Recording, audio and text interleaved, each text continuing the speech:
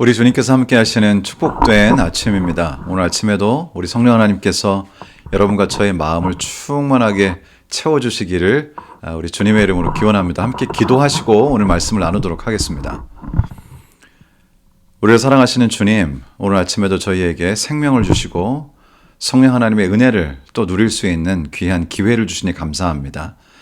이 시간 주님께서 저희들 가운데 임하시고 우리가 방송으로 만나지만 무소부지하신 우리 주님께서 우리 모두의 마음속에 역사하셔서 동일한 주님의 은혜를 나누게 하시고 주님의 영감이 우리의 삶을 감싸는 귀한 시간 되도록 주님께서 역사해 주시기를 우리를 사랑하시는 예수님의 귀하신 이름으로 기도드리옵나이다. 아멘. 존 웨슬리라고 아마 여러분들이 들어보셨을 텐데요. 종교개혁자 중에 한 사람이죠. 어느 날 존 웨슬리가 설교를 하고 나서 이렇게 내려왔는데요. 한 젊은 청년이 목사님께 와서 뭔가를 고백하고 싶다고 합니다. 그래서 얘기하라고. 그랬더니 이 청년이 사실은 자기가 그동안 가게에 있는 물건들을 훔쳐다가 팔아서 자신의 생계를 유지했다는 것입니다. 근데 그 얘기를 이제 얘기할 때 방에 가서 한 게 아니고 그냥 교회 본당에서 예배 마치고 설교 마치고 예배 마치고 사람들이 좀 있는 상태에서 얘기를 했기 때문에 곁에 있던 사람들이 들었습니다. 이제 사람들이 웅성웅성대기 시작했죠. 그 중에는 그 청년을 이미 알고 있는 분들도 계셨고 그럴 줄 몰랐다라고 하는 그런 시선으로 이 청년을 보고 있었습니다. 그런데 그때 이 청년이 자신의 잘못을 고백하고 제가 어떻게 해야 될까요? 어떻게 하나님께 회개할 수 있을까라고 이야기를 할 때 그 존 웨슬리 목사님께서 이렇게 말씀하십니다. 자신의 죄를 하나님께 고백하는 것은 우리 하나님께 크게 영광을 돌리는 것이라네. 하나님께 죄를 자백하고 회개하고 내가 죄인이라고 하는 사실을 주님 앞에 드러내는 것은 하나님께 영광을 돌리는 것이다라고 말씀하신 것이었습니다. 사실 우리가 살면서 죄를 고백하고 심지어는 사람들이 내 죄를 알게 되고 또 죄를 회개하는 그 모든 과정은 결코 유쾌하거나 그렇게 긍정적인 기분이 드는 그런 과정이 아닙니다. 하지만 존 웨슬리 목사님은 이렇게 나의 죄를 깨닫고 인정하고 그것을 고백하는 행위야말로 하나님께 가장 크게 영광을 돌리는 행위라고 그렇게 말씀을 하셨습니다. 오늘 저희가 함께 나누는 여호수아의 말씀에도 아주 비슷한 말씀이 나옵니다. 오늘 저희가 함께 나누는 부분은 운명의 선택이라는 제목 아래의 내용인데요. 이러한 질문이 있습니다. 여호수아 7장 19절로 21절을 읽어보라. 여호수아는 아간에게 무엇을 요구하고 있는가? 이러한 요청의 의미는 무엇인가? 우리는 아간의 고백을 어떻게 이해해야 하는가?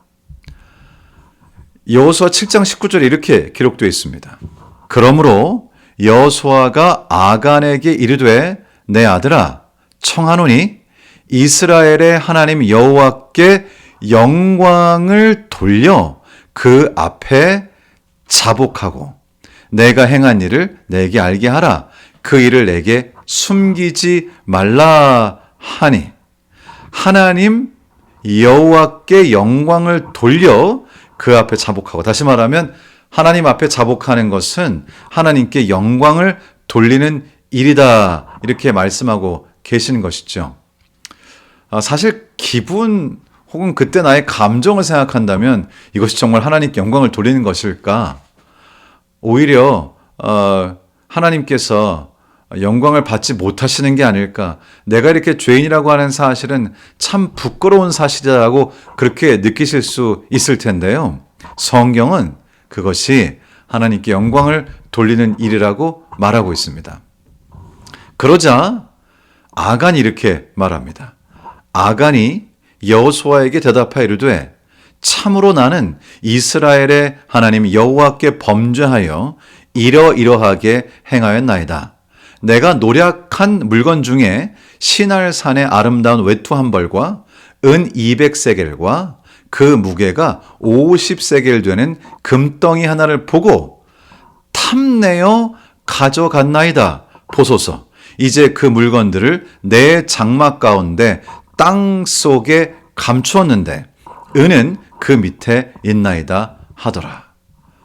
이런 엄청난 일을 벌이고 그리고 이스라엘 백성들이 다 나와서 누구의 잘못인지를 가리는 그 긴 기간 동안 고백하지 않고 침묵하면서 어떻게 될지도 모르겠다고 하는 일말의 희망을 가졌던 이 아간의 마음속에 그 근원적 동기는 바로 탐심이었습니다. 탐내어 가져갔나이다. 탐심이라고 하는 것이 이렇게 엄청난 힘을 가지고 있는 것이죠. 어쩌면 지금 21세기에 이 세속 사회를 움직이는 여러 힘 중에 가장 큰 힘 중에 하나가 또 탐심이 아닌가 싶습니다. 모든 구조가 이 탐심이라고 하는 것을 바탕으로 되어 있는 것이 아닐까라는 그런 생각을 가져볼 때도 있습니다. 아간은 이 탐심을 버리지 못했고 아간은 이 탐심 때문에 자신의 삶을 완전히 망치게 됩니다. 여러분도 혹시 사시면서 탐심을 느끼실 때가 있나요? 사실 십계명에서는 탐심에 관한 것이 한번 하나의 계명으로 나오지만 사도 바울께서 탐심은 우상 숭배라고 그렇게 말씀을 하셔서 그 중대성을 저희들에게 가르쳐주고 계십니다. 미국 루이지애나 페니어 호수라는 곳에 가보면 굉장히 이상한 광경이 좀 있습니다.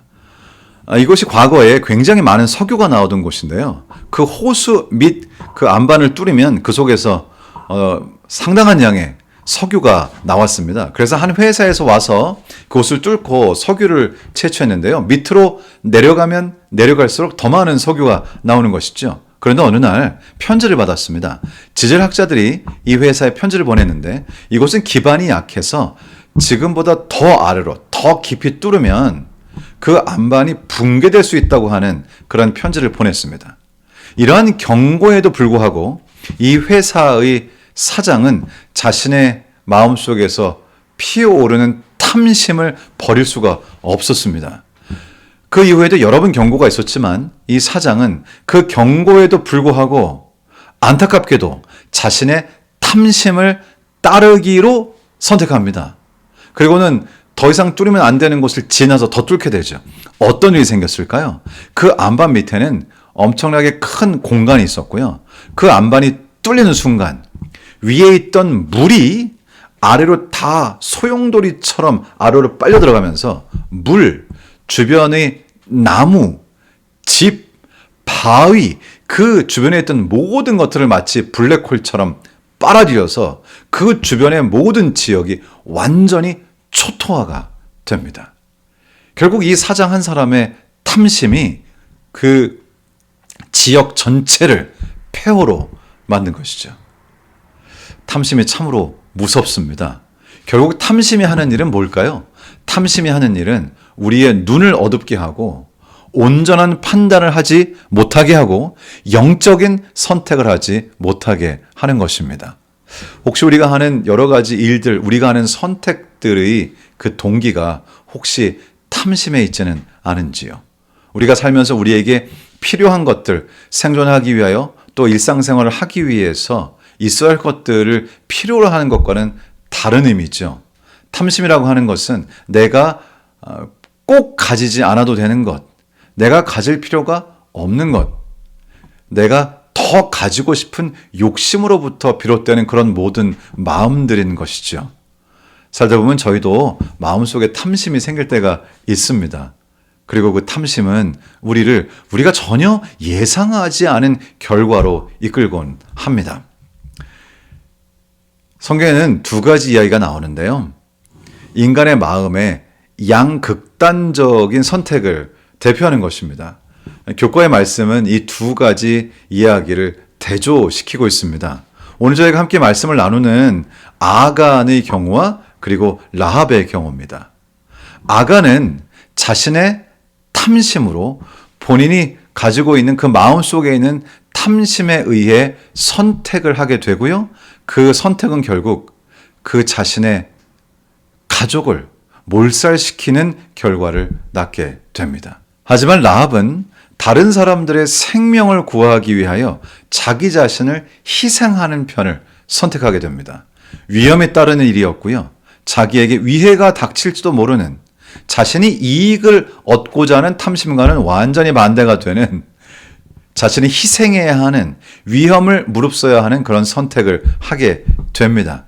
결국 그 결과로 자신의 가족이 구원을 얻게 됩니다. 이것은 굉장히 우리의 삶에서 나타나는 기본적인 욕구와 여러 상황들을 잘 말해주고 있습니다. 여러분들도 살면서 탐심이 동기가 되기도 하고 다른 사람을 위한 희생이 동기가 되기도 하죠. 오늘 저희가 하루를 살아갈 텐데 우리가 하루를 살아가는 동안 하게 되는 모든 행동과 선택의 동기는 무엇이 될까요? 미국의 롤리타 석탄광이라고 하는 곳이 있습니다. 그런데 이곳에서 안타깝게도 대형 폭파 사고가 나면서 그 탄광 자체가 불길에 휩싸이게 되는데요. 그때 그 지역에서 목회를 하셨던 아주 작은 교회 목사님, 벤슨이라고 하시는 그 목사님께서 이 불길에 뛰어드십니다.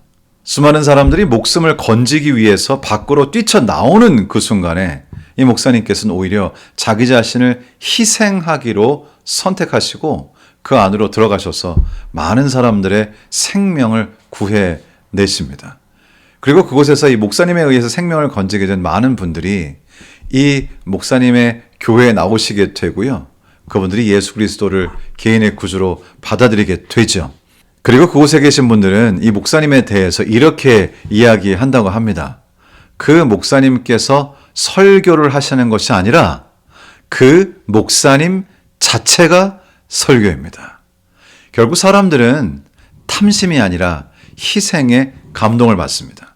물론 우리가 오늘 이렇게 불길 속으로 뛰어들어라 그런 말씀은 아니지만 오늘 하루 동안 살면서 나의 행동과 선택의 동기가 혹시 탐심에서 오는 것인지 아니면 진정한 사랑에 의한 희생적 동기에서 오는 것인지 오늘 한번 하루를 살펴보시면서 우리의 모습이 십자가에서 우리를 위해 자신의 생명을 내어놓으신 사랑과 희생의 선택, 탐심과는 완전히 거리가 먼 예수 그리스도의 선택을 닮은 그런 하루의 삶으로 꼴지워지게 되시기를 우리 주님 예수님의 이름으로 축원합니다. 다 같이 기도하시고 개인적으로 기도하시는 시간을 갖도록 하겠습니다.